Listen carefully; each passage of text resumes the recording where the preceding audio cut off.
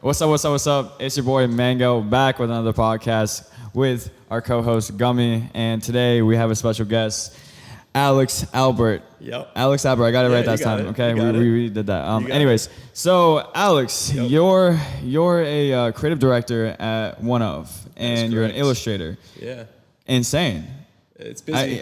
Gummy showed me your art, and I was like, wow. Thanks. That's you're actually drawing something right now. I am. This whole podcast, he's gonna draw something for everyone, and he's gonna show it afterwards. Yeah, I mean, I've been doing art my whole life, drawing, doodling, worked in music at different record labels, was like my day job, working with musicians, and like 3-4 years ago, I got like very, very serious about my drawing. Started doing a lot of custom sneakers, clothing, like murals around New York. Are these illegal or illegal murals? These were legal. These were paid murals. Okay. Well, half and half. Gray area. half. But I got paid for the legal ones, and that's when it started like rolling, and I was like, damn, like I can make this a thing. When did you get into creating art?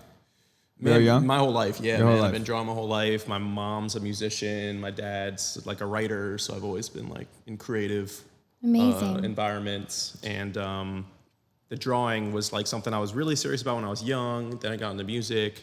Then I got kind of back into the visual arts a few years ago. Did you go to art school? I went to music school, actually. Oh, yeah. wow. I went to music school, Yeah. but then became an artist. Visual artist, yeah. I studied like piano.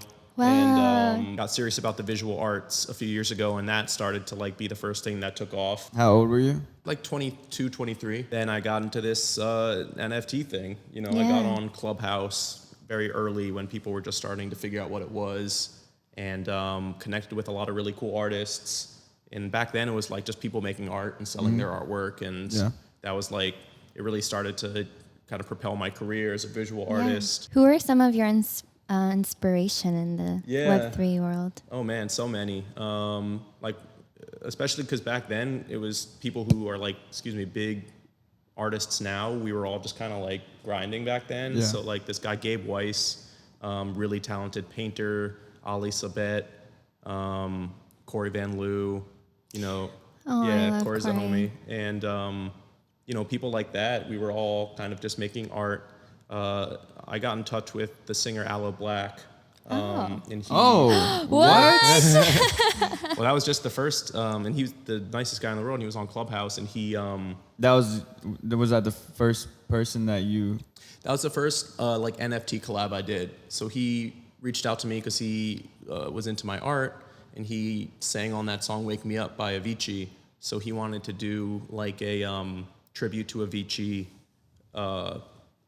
and have it kind of be centered around mental health, which is a big thing for me because Avicii sadly took his life and struggled with mental illness. So I did a drawing, like a live drawing, kind of like this, to the lyrics of Wake Me Up, and Al and I put it out as an NFT on OpenSea, and that was sort of like my first big NFT thing. Especially for artists, like how does Web3 like empower artists? I mean, majorly, it totally changed my career.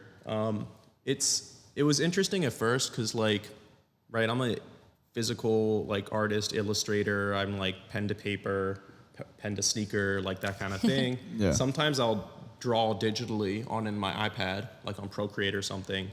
But when I got into NFTs, people were doing, like, a lot of animation, a lot of, like, 3D art, like people, like, that kind of 3D rendering stuff. So I had a stint where I was like, I'm going to learn how to do that. I'm going to, like, teach myself to animate, and it was cool. It was like fun for me to like explore different styles. But I think as stuff started to settle and it became more about the artist, I realized like I should just do what I do, and not like change my style to match, demand. So I love how you just said that you didn't want to change. You wanted to stick with your style, because one of the things that really stood out when I discovered your art was that you had a very unique style. Like, I just recognized it. And I think a lot of artists don't realize how important your branding and differentiating factor is. And the uniqueness that you have is what's going to make you really thrive in this space. it's true. And you did such a great job doing that. It takes time. It takes time. Like So was the style you have right now? How long have you had this style? Like how long did it take to come up with your unique style? Yeah.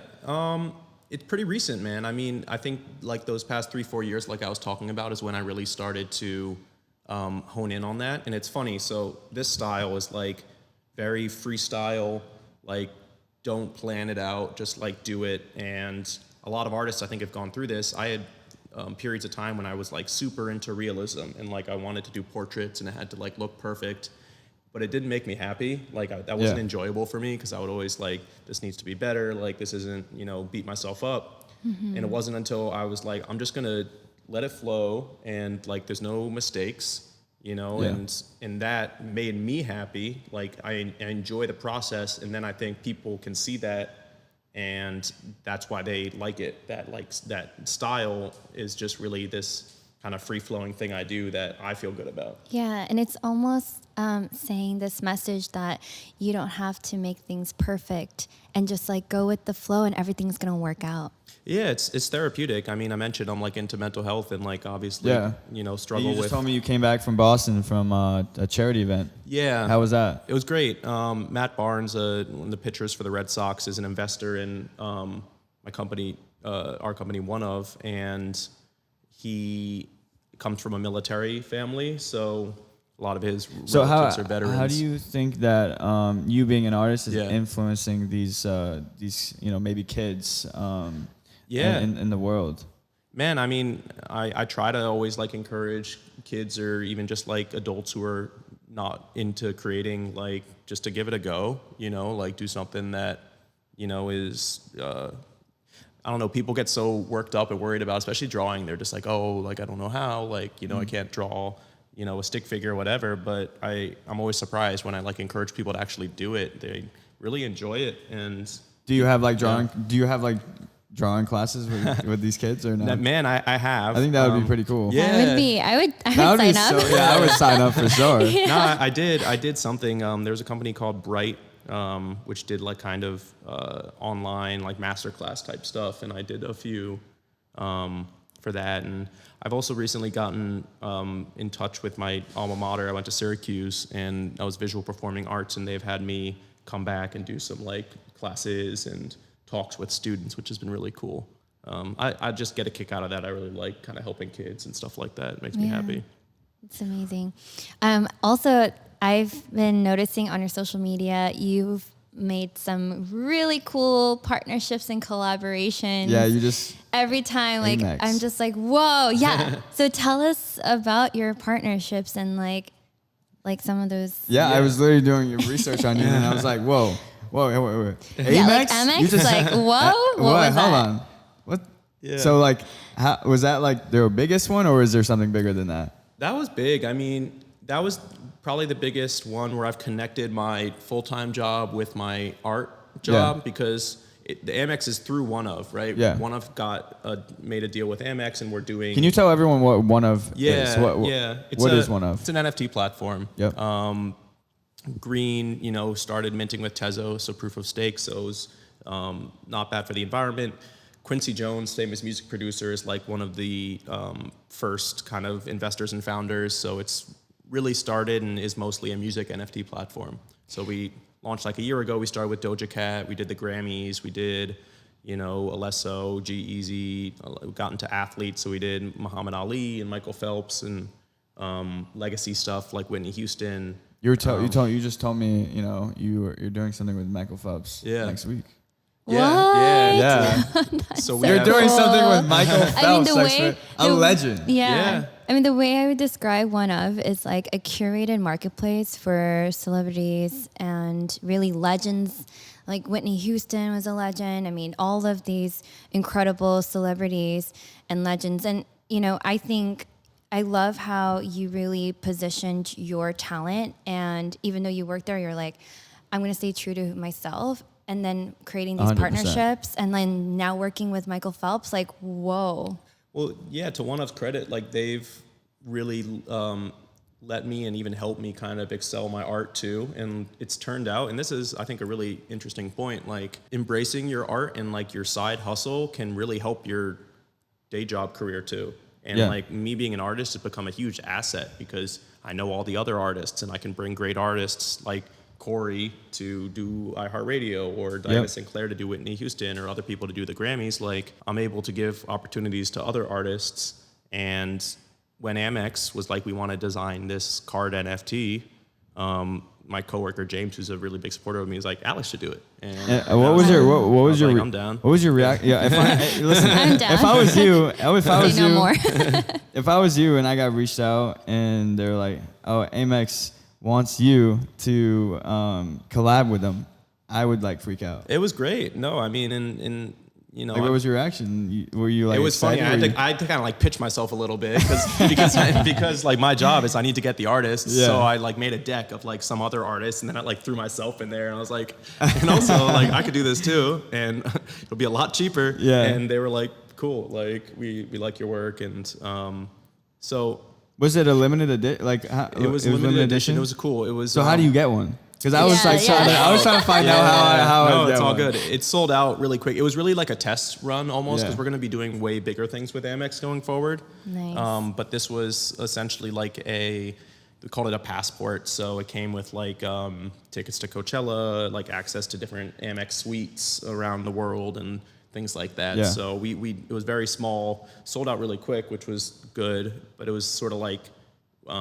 Since we have this really broad partnership with Amex, it was like the first kind of like test run of our collabs, and we're gonna do bigger stuff going forward. So you're doing a lot of things. How do you balance like your work, your work-life balance? Yeah, I'm busy. I'm busier than I ever have been. Yeah, we tried to schedule a podcast 3 times. This is the third. I know. We finally, the day before I leave, we tried to schedule this so many times. Yeah. And it was just both of our schedules just weren't working out. Yeah, no, it's my bad, and I'm working on the time management. I also think you did a really great job using your Instagram and like social media platform to really show off your work, because I don't know, but my Instagram algorithm was like, you like art, check out Alex's art. And that's how I discovered you. Wow. And I think a lot of artists don't realize the power of social media. And Mango knows this way, like, as he's like an expert, being like the top 9 streamer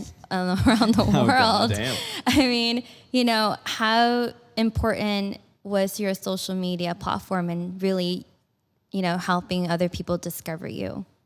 Yeah, I mean, I like Instagram a lot. But we discussed going on TikTok because let's do it. I'm telling you right now, if you go on TikTok and you show your art, and I don't know if you know who Marco is on YouTube. He's like he does customs. Yeah, right? He does customs for Logan Paul, yes. every single celebrity. Yeah. And he has like 8 million subscribers. I know. And he got those by collabing with celebrities, and so now. To like he could charge whatever he wants for if anyone wants anything from him, because he has a resume of like fucking 100 celebrities. And so I feel like, it's not really about the money. I could tell it's not really about the money for you. No. It's about the impact and how your art brings out the impact in the world.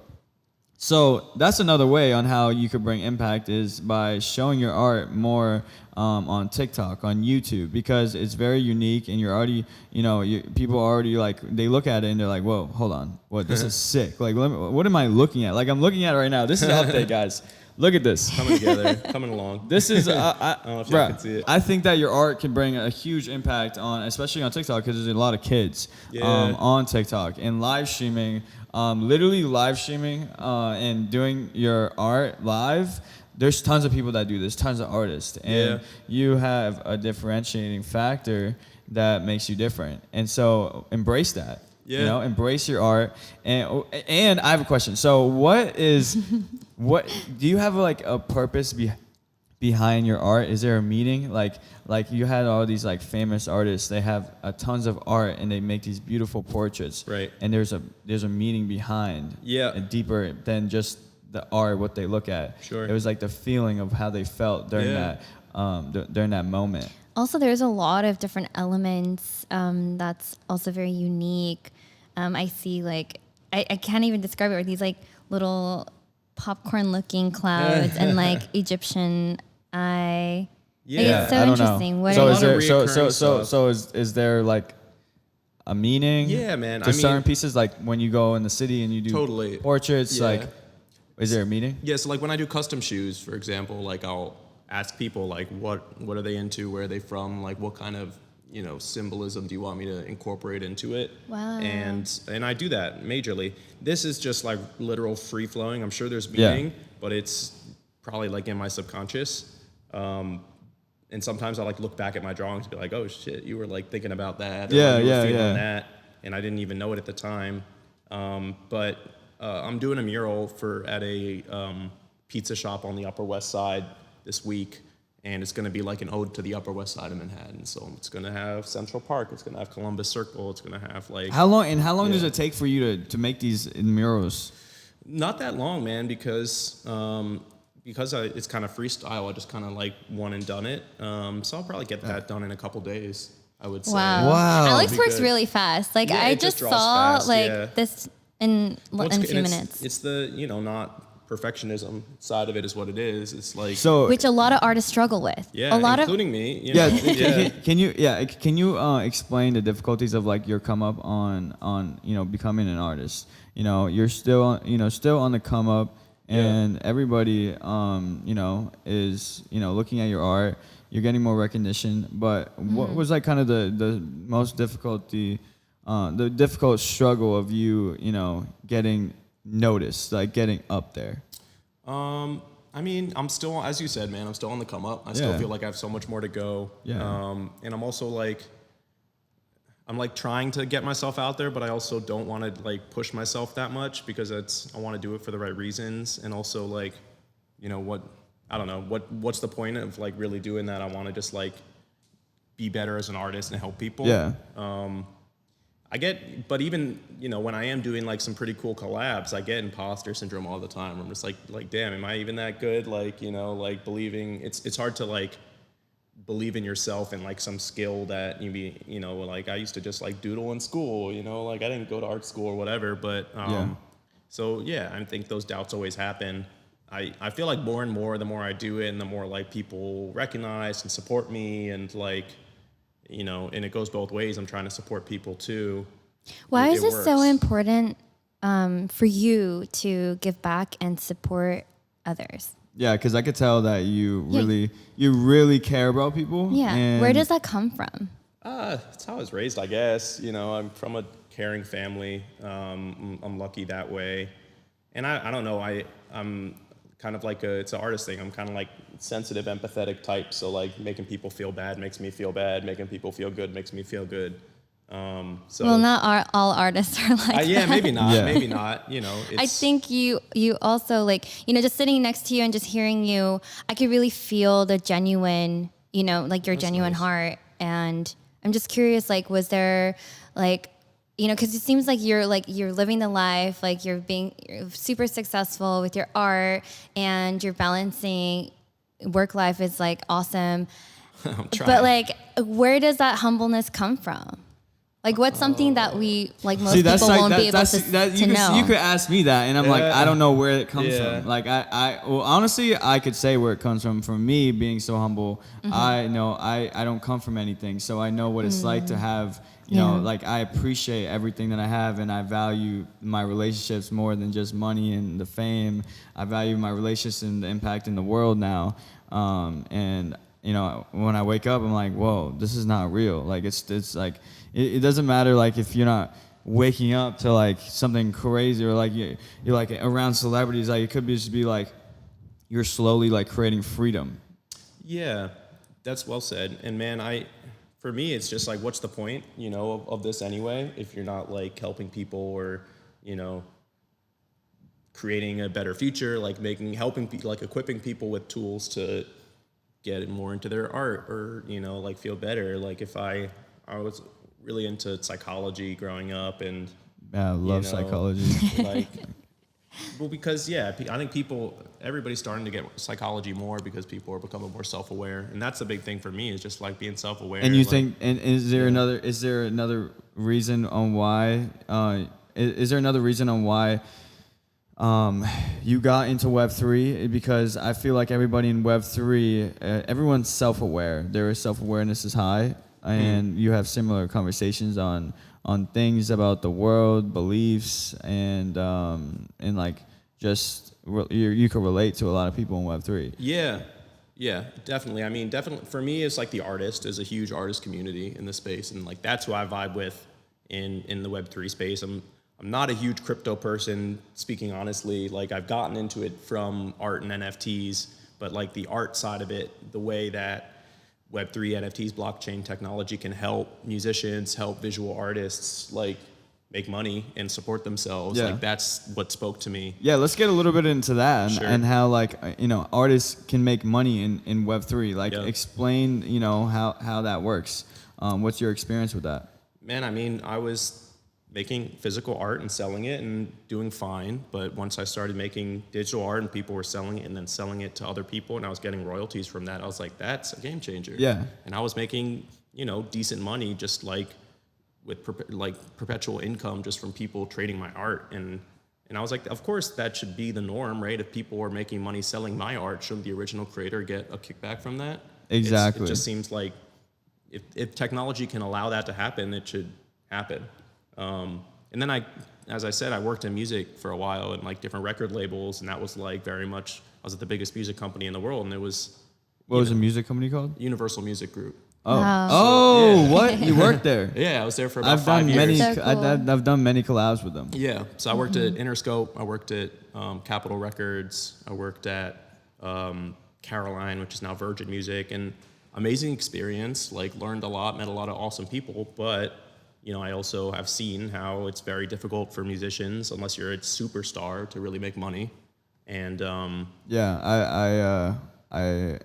I've talked to many artists, and they're like, you gotta literally work your ass off and give every single ounce of energy. let's say you're a low to mid audience artist, like you're not a superstar, so you're not getting like billions of streams or making $1 million a show. You can't really get, or like unless you sell like merch or something like that or have a side hustle, you can't really support yourself because back CD sales, people used to be able to sell CDs and make So what money. about you? Have you created like different revenue streams within your art? Yeah. I mean, so my NFTs I've sold, and those are still being traded around. I'd get paid on commission for sneakers and murals and stuff like that.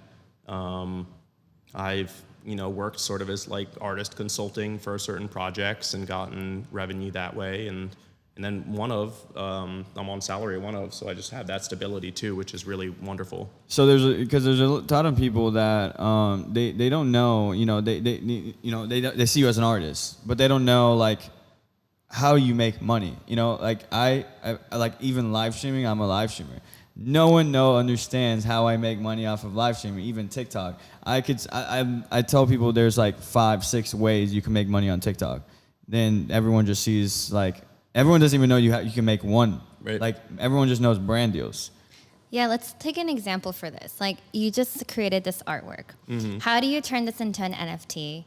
And then how does that go? Like what's the next step? Yeah, I mean, so when I was first making NFTs, I was just drawing on paper, getting a really nice picture, becomes a JPEG file. And did you like take a photo? Yeah, Like did you how take a does that photo work? on your phone? Yeah. Did you get a professional camera? I have a professional camera. Okay. Yeah, so I Okay. took like a really nice photo, or I would scan it sometimes at a scanner back in New Jersey and get a really nice picture of it and mint that as a piece of digital So art. what does that mean? You mint that. Is there like Yeah. a specific marketplace that you use? I did OpenSea a lot. I really liked OpenSea. I was friendly with the team, so they were always really supportive of me and my work. And Did you have to create like a Discord? Did you have to like create like a Twitter account? Twitter, yeah. I didn't get into Discord. I probably would sell more if I did, but it's too much for me personally. So that's cool. So I didn't. Okay, that's dope. So you drew something on a piece of paper, and then you took a picture of it or scanned it, and then Turned it into a digital file. Turned it into a digital file, then uploaded it onto OpenSea. Minted it, meaning Minted you put it on the blockchain. And then how did you market yourself? A lot of Twitter, for sure. A lot of Twitter. And that was something, I didn't have a Twitter before, like NFTs before Clubhouse. But I got one and I've worked on it. Like I like Instagram just because I like pictures and showing my artwork. Yeah, Instagram is a visual platform. Like that's how they started. And I'm a visual person, so like that's why I like it. But Twitter obviously is where all the NFT Web3 stuff lives. So I worked pretty hard, like building something of a following. And it's not even, I didn't get like tons of followers, but I just really tried to connect with the right people, like collectors or, you know, influential people in the space or other artists. And that's sort of how I was able to get OpenSea sales. I mean, mental health for all of us is really important. It is. And that's how like Chris and I like really connected like in a very deep level, because like we both like, you know, had the situation where, you know, mental health like took a huge, like it just like, it really affected our lives. Yeah. But we were able to overcome it, and like I was able to relate to someone, Gummy, and it actually helps because there was not anyone else I could talk to that could relate to the situation. So you never know, like if anyone's even listening, when you speak up about what you're going through and how you moved forward, you never know if anyone's going through that as well, and you know it could benefit them. Yeah, I'm super open about my stuff. You know, I've had depression in my family like my whole life, so I've been up and down with that, anxiety, like all that stuff. I'm very open about it, and that's sort of like with my art too, is there's a heavy stigma attached to talking about depression or anxiety or any kind of mental health issue.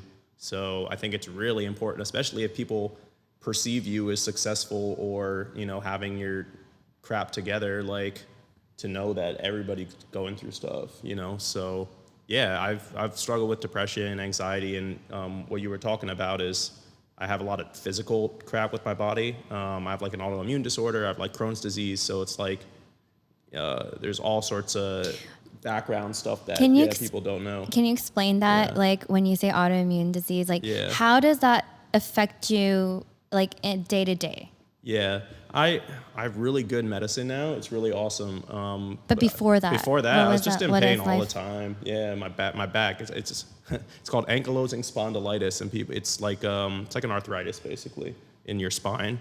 So wow, I've never heard of all this. Yeah, it's like and it's basically a genetic thing, and you autoimmune means like your immune system is basically like attacking your body. So in the case of ankylosing spondylitis, it's attacking like the cells in your spine and like lower back. So, that's crazy because your spine is also like the central nervous system for all of your nerves, like your arms, like your senses, everything. Yeah, so it can be very painful. Wow. Yeah, and I don't have it that bad. Like if you Google it, you'll see like some really messed up looking people. And I'm very lucky in that we caught it early, and I'm on medicine that basically like suppresses my immune system. So that's why I like, you know, I'm immune compromised because the medicine basically suppresses your immune system so that it doesn't, you know, mess your body up. Yeah. Wow. So yeah, I mean, I feel like great now. You know, like this medicine is like honestly like a lifesaver, and I just go every 8 weeks, get like an infusion of medicine, and who would have thought? Yeah, I'm like, wait, I'm so like, whoa, I didn't even know. You'd be surprised, man. Like, so see that because that's big with me. I always check up on people like all the time. Like, you know, I'd call someone randomly because I'm like, wait, I haven't talked to this person in a while. Yeah, you know, like we were gonna do a podcast on Wednesday, and and her friend Ben got hit by a car on his bike. He was like riding in a bike, coming to us for an interview, and then this car just like hit him, and then he flew off his bike. No. He had a head injury. His like elbow got messed up, and like when I went to go see him, there were legit staples on the back of his head, and I was just like. Yeah, wow. I was like, whoa, hold on. A lot. We were supposed to do like literally an hour before, and then we found this out, and then I was like, holy crap, this is insane. And then literally yesterday, my dad calls me, and he's like, I think I broke my ribs. Whoa. And I'm like, wait, what?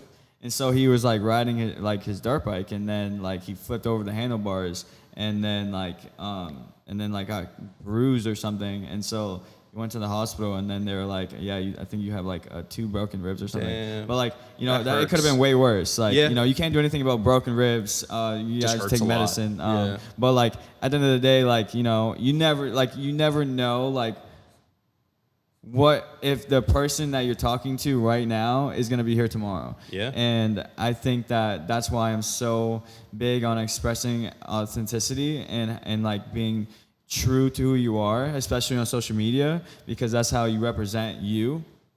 That you speak up of like things that you go through, or you 100%. know, your story in life. I think that's a big part on being relatable, because you know I'm like I love to talk about, because there's a lot of people on social media that don't like to talk about like their backstory and like what they had to go through, the negatives and stuff. They'd rather just you know put this facade on and say, oh, like, you know, I'm good, you know, I'm successful, I'm happy, this and that. But like the happiest people in the world are the most depressed. Especially because social media is so curated. Like it's almost telling this unrealistic story where your life is picture perfect.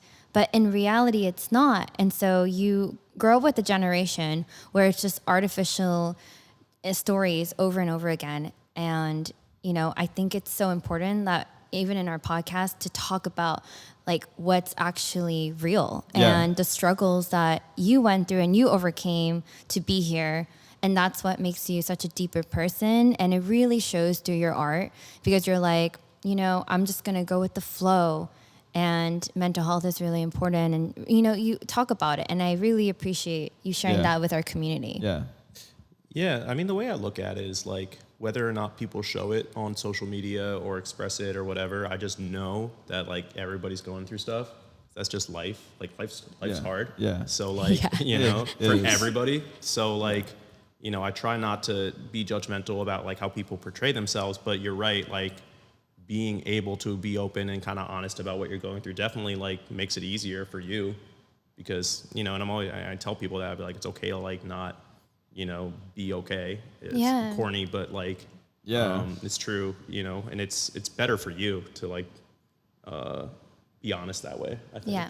Yeah. And, you know, you know, say you started going on TikTok, you know, like people can watch my TikToks, you know, and look at me on social media, but the way they portray, everyone will have a different perspective. Some people are like, he lives this amazing life. Other people will portray me as something else, like whatever.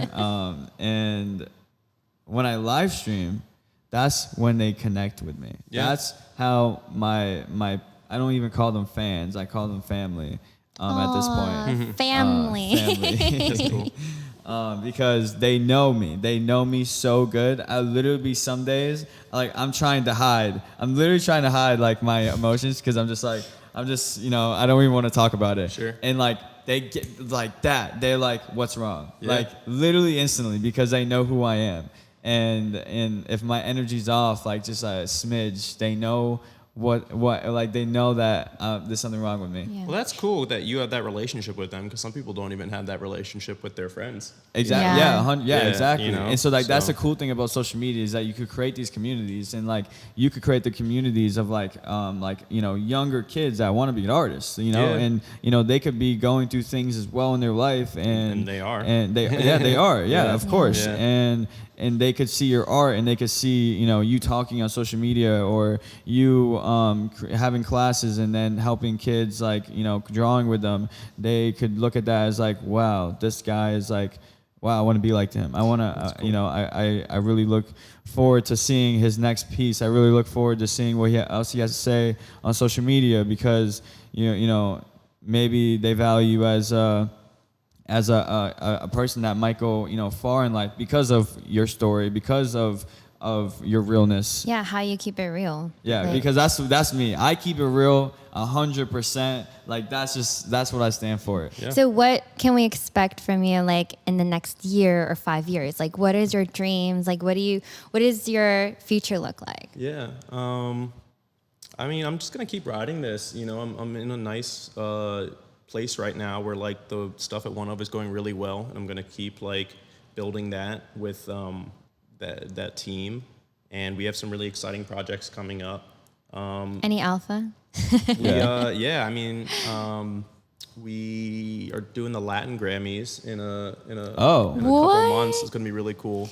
So cool. I'm getting some Latin visual artists, and I'm gonna kind of curate them and have them make art for the Latin Grammys and take them there. So that'll be really cool. We did our drop with Biggie in his estate and like Junior Mafia and them. Okay. So, and that dropped like a few weeks ago and went really well. But now we're kind of following up that project with more stuff. Yeah. So that's exciting. I'm gonna show some art at Art Basel for the first time, which is gonna be cool. Nice. We're gonna be amazing. there. Very excited. We'll be there. I'm throwing a wellness event. Amazing. Yeah. So that'll be really cool. I'm planning that out now. And then just, like keep making stuff around New York and hopefully do some traveling this fall. I think I'm going to go to Bali maybe. Wow. In a That'd few be weeks. amazing. Do you think any you traveled out of the country, right? Yeah, Before? man. I did Europe. Do you think going to Europe, like seeing the art there? Yeah, dude. Yeah. What was the difference between the art in Europe and then the art in the U.S.? Artists in Europe are just treated really well. Really? Yeah, because historically, like art is valued there because they have thousands of years of like history of it. So the governments like actually compensate artists so people can like be a musician, like a classical musician or something, and like have a decent wage and like support themselves. That like barely exists in the U.S. Yeah. Because this government funded art isn't really a thing here. Like that. What is your favorite like quote or philosophical like thought? You're a deep person. I Yeah. really want to know this. I mean, this goes back to kind of like that psychology thing where it's just like it's okay to not be okay, which is, and I say that to myself because, especially when I was younger, I was very kind of like guarded and not like very vulnerable. And I found, and I think like in around the same time I started doing my art like this, I also started just like being more vulnerable in my friendships and my relationships. And that has really, I think, positively impacted my life. And so I try to like live by that. I'm trying to like be open, don't be judgmental to other people, but also like to yourself, like be kind to yourself. That's sort of like what I try to think about and remind myself of and encourage other people to be. All right. Well, I think it's been a wrap. Yeah. Cool. Thank you so much for coming on here. Wait, you want to show everyone? Sure. Let's look at this. I didn't totally finish the page because I got very into the conversation, but where am I showing it? We're showing it to the. Yeah, but almost filled there. It's coming together. We're gonna show it to this. That guy. Look too. at this. Hey. This is insane. Thanks. Wow, that's crazy. I was gonna have him do my Gucci bag, but Still there's can. no can't. This We'll you know find what? time. I will We'll make it literally go happen. buy paint. We'll make it happen. I will go buy paint We'll right make it now. happen. I'm not playing. We'll make it happen. So thank you so much for coming on. Yeah, man. I love how real you are. It's been, I can feel your energy. I know you're gonna have impact for sure. You already have. You Appreciate already it. have. But I know you're gonna be big because of how authentic you like. I love how your art is just like let me live freely, and that's what I stand for. Is like let me live freely. Like I'm very spontaneous. I just like go with the flow, and I just go with what happens from there. Yeah. And I think that's why I'm more of I love your art 10 times more. Right on. Because You're relatable. because like fun fact, I used to draw growing up. Let's go. And What? the way I drew was this. I literally Whoa. would Bring fill it back. I would fill my papers with just random things I was thinking, like just draw. Bring it back, And man. like literally, I think that's that's is crazy. This gonna be a That's collaboration like crazy. Mango That's and actually Alpert? crazy. Like Yeah. what? Like I swear, Bro. that's how I did my art. You do half the Gucci bag, I'll do the other half the Gucci bag or something. Oh my like god, that, right? 100%, 100%. That would be. I'm It's so gonna be excited. a 1-of-1. Yeah. It would be a 1-on-1. Down. Okay, well, thank you so much again for the third Yeah. time. It's Right been on. Mango, and I'm out. Got me out. Alex out. Peace. Bye.